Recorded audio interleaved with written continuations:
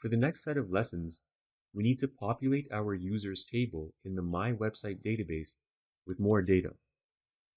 To save time, we'll import the data from an existing SQL file included in your Downloads folder. Open the file in a text editor and copy all the text inside.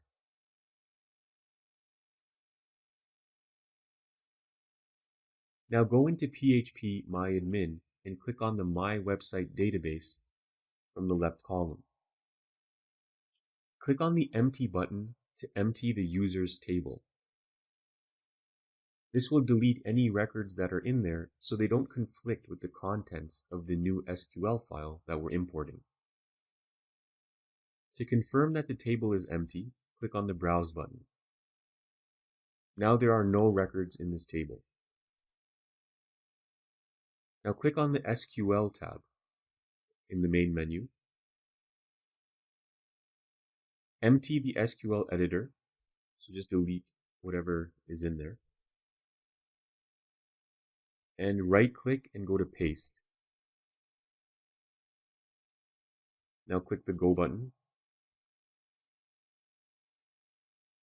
And you should see a green message appear at the top. Go back to the Browse tab to make sure that all the records were inserted, and there should be 14 records in total. Okay, don't get confused by the ID number.